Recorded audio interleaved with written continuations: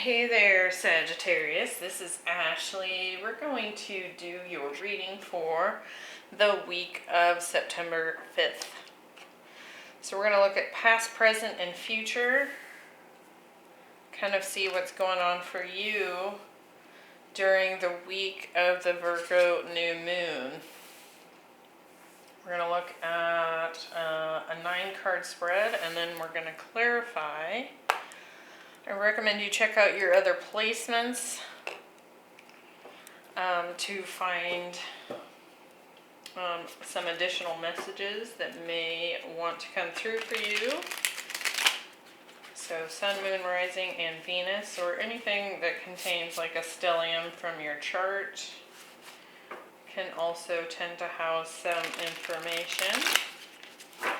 And if you want to check out the description box below, I have opened up personal readings for the month of September. So the link to the website is down below, and so is the link to my Instagram account for Chericlo, where I do daily posts. I'm playing with the idea of doing some shorts with those daily readings for the collective. So check it out if you're interested.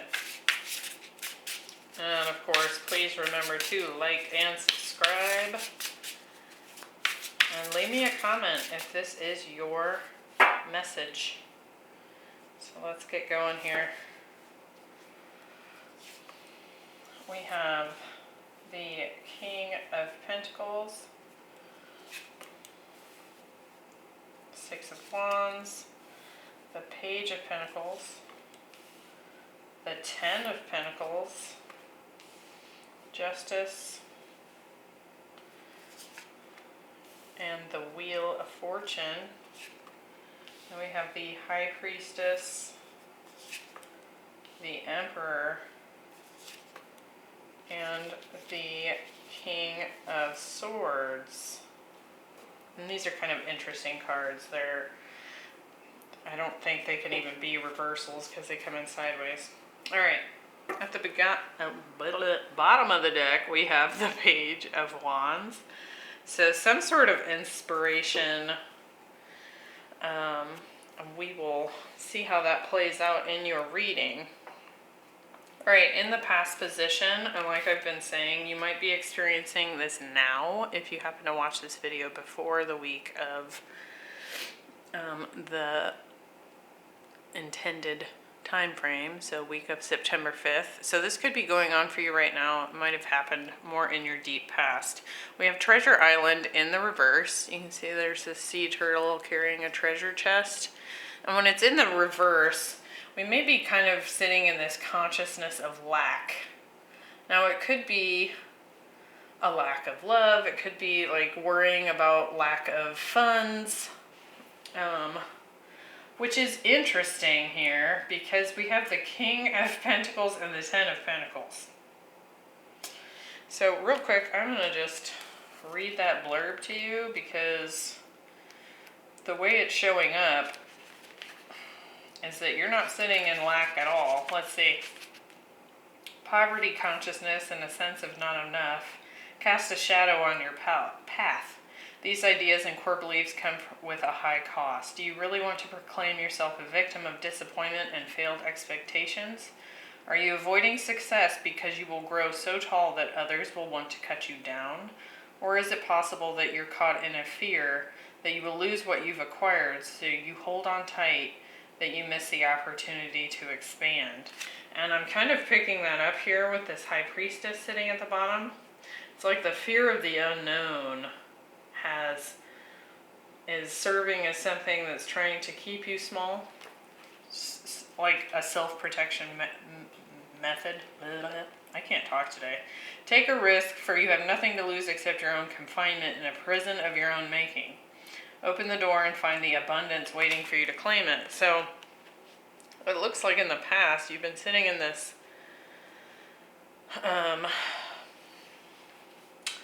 clearly abundant space here with the King of Pentacles and the 10 of Pentacles. But perhaps it's something or there's, you know, opportunities on the horizon that could take you to this level of energy that you're avoiding because the thought of losing it or becoming kind of center stage here with that Six of Wands. You can see she's on stage. She's getting all of the attention. And sometimes that can be the fear that stops us from taking action on something because we don't necessarily want to be the center of attention, because that means we're the center of positive and negative attention, right? All right, let's see. Let's get some more clarifiers here.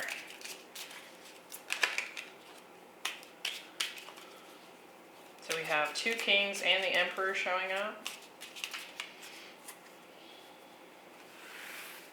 All right, why do we have the King of Pentacles? 9 of Wands. And the Fool. With the 10 of Pentacles, we have the 10 of Pentacles. And the Strength card. With the High Priestess, we have the Knight of Cups and the Chariot. All right, so could be dealing with a Pisces, a Cancer, Taurus, one of the earth signs. We're also getting Libra, Aries, and perhaps Gemini, Libra, Aquarius. So just keep that in mind. It doesn't have to be that. Also Leo. Okay, yeah. So it looks to me that you're keeping yourself stuck or in this like fear of moving into the future because it, like here, you're guarded against this new beginning. And it feels like it's a fear with the Strength card popping up here. It's like there's a fear of success. And that by taking this new leap, this leap of faith, could be in work, could be in a relationship, could be in any situation. Somehow, deep down, you feel like you know you should follow your heart, but in doing so, it's like you're taking a freight train into the unknown. And that can be terrifying, right? When we are doing something that seems to have the potential to put our personal security at risk. And I think that that's kind of, you know, oftentimes the saying goes, and I think it rings true, is that we're not afraid of our darkness. What we're really afraid is our light. Our ability to really be something is what's so terrifying. Because we're used to telling ourselves stories of, no, you're not worthy, or no, you're not good enough, or that's crazy, don't do that, that's risky, that's irresponsible. You know, all the things we like to try and tell ourselves to keep us out of our own happiness. Because then we're at risk of losing it or being ridiculed by others that are jealous or don't have it. So in your center position, we have the last quarter moon or the gratitude card. And so it reduces to a number 5. So clearly going through some changes right now. But it's also talking about really reflecting on what we do have and sitting in this space of gratitude really opens the door to that abundance that we all seek. And part of the reason for that is that we get into this space of when we're thankful for everything, it forces us to really take a look at everything we have, you know? Even if we only have 2 pennies to rub together, we have other things in our life that would be considered abundant, whether it's friendships or space or, you know, I mean, it could be anything. But with this being the last quarter moon, which actually happens to be taking place today as I film this on August 30th, the last quarter moon, as it's moving into darkness, becoming the new moon, we're looking back at the last moon cycle and giving thanks for what the last month has brought us. And it's kind of like this, not quite a release energy, but something like that, because we're letting go of the need to be in control of everything, and we're really just kind of looking around and assessing just what we've accomplished and what we've been allowed to accomplish, right? As co-creators. We have the Six of Wands, Justice, and the Emperor. So I feel like what's really showing up in the week of the Virgo new moon for you, I feel like you're finally getting some really good karma. You're really being seen as a leader, and you're getting a lot of attention. You may have recently been promoted. You may be getting a promotion. A lot of times that Six of Wands is recognition from others for what we have accomplished. She's got this like star on her head. She's in the spotlight and everyone is looking at her. You could even be someone that works in the eye of the public. So if you have like a platform that you manage, or that could also be the case, but really it's just kind of like looking at how your hard work has already paid off. Really taking this new moon to really reflect on what it is that you've been capable of bringing into your life so far. So let's look at the Six of Wands. We have the Six of Pentacles and the Empress. And for Justice, we're getting the Seven of Cups and the Wheel of Fortune. And for the Emperor, we're getting the Page of Pentacles and the Nine of Pentacles. So I really feel like, so this could be either relationship or work, like I've been saying, because we do have the Emperor and the Empress. But what it really feels like to me is like this alignment with yourself. It's like you're coming into alignment in both your masculine and feminine energy. And perhaps in the past, things have been confusing and crazy, and you had all these options, and you weren't really sure which route to go. Because remember, at the bottom of the deck over here, we have the Page of Inspiration. It's like you can have a million ideas brewing up in this cloud here and not know which one to go with, or which one makes the most logical sense, or which one's going to put you in the eye of the public, which one's going to set you up for prosperity. You know, all these questions that we have when presented with the new, the unknown, right? But with this Six of Wands, I think you're finally being given what you're due, and you're able to decide that the thing that you're choosing to step forward into is something that's balanced and good for you. Something that like makes your heart sing, but is also like financially quite good. We have not only the Ten of Pentacles twice with the King of Pentacles, now we have the Page of Pentacles with the Nine of Pentacles. You may be going off on your own and starting your own business here. since this is clarifying the Emperor, which is forcing you to be like the go-to person, right? If you own your own business, everything goes through you.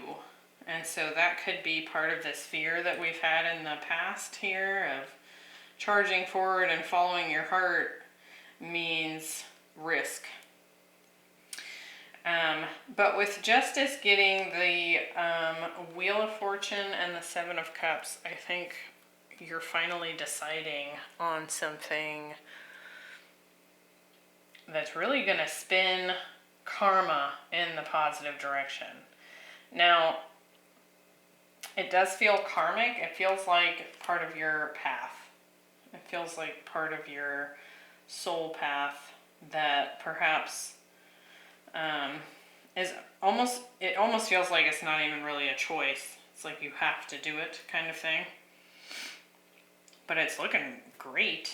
I mean, Empress, Emperor, Ten of Pentacles, whatever you're embarking on, even though there's some fear, it's going to be very, very prosperous. And even if you are subjected to negative attention, I think the positive attention is far going to outweigh it. And you're going to find that kind of like one of those revelations, like, why was I ever afraid to do this in the first place?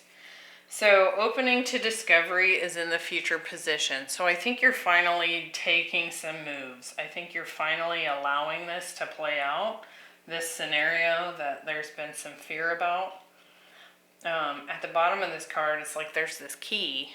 And what this card really talks about when it comes to opening to discovery, it's like finally allowing the universe to come in and guide you rather than mentally resisting it so much, which we as humans tend to do. I think you're finally opening up to the possibilities. This is an interesting depiction of the Page of Pentacles. I have not used this deck very much. You can kind of see like her mind, her head is this rose, and it's being projected onto the rose itself. And so it's like we're going to get exactly what we think about. And if we open up to the ideas of the universe, like this oracle card speaks to, we're going to manifest exactly that. You know, whatever's going on in our heads is what we're going to see. We also have the Wheel of Fortune again with the, it's called the Muse of Voices, but that is the King of Swords. So I think like there's finally clarity that comes in as to where you're headed here. Let's get a little bit more detail. I really like that Page of Pentacles artwork.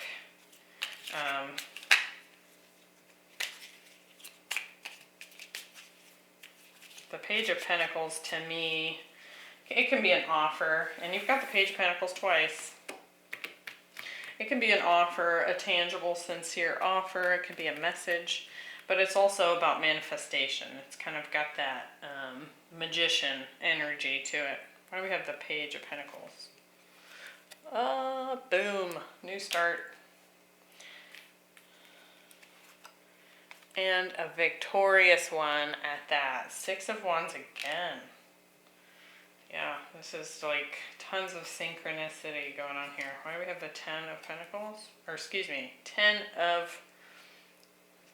okay, start over. Wheel of Fortune. And it's the number 10. We have the Seven of Wands. And the Three of Swords. Yeah, it's like you've been fighting against this turn of events because you're afraid of getting your heart broken. But I feel like you're opening up to this. Yep, you're walking into it. The King of Swords, that's the Eight of Cups, and the King of Wands. So you're ready to take inspired action and walk into the unknown, taking the wisdom that you have already with you, because when we have an ending or we make a change, we're not just going completely empty-handed. Like, you can see the Fool carries very little on his little sack that he carries around. Very little, but we take the wisdom that we have with us. We take our ideas, our inspiration, the things we've learned from the past. So even if we're not taking everything with us into the future, we have what counts. And it does feel like you've been kind of guarded against this. You really want to protect your heart right now, which we all do, right? But I think it's going in a really positive direction, and just taking that leap, you're going to find that it's really going to be a good outcome for you. But with that King of Swords and the King of Wands, which is you, Sagittarius, you're not only taking your wisdom and logic into the future, you have this ability as the King of Wands archetype to nurture something. Nurture something because it is what you are passionate about. And when we take that energy with us, there's really nothing that can stop us, right? Wheel of Fortune twice. Like, this is the karmic destiny of your soul. And, you know, of course we want to protect our hearts, but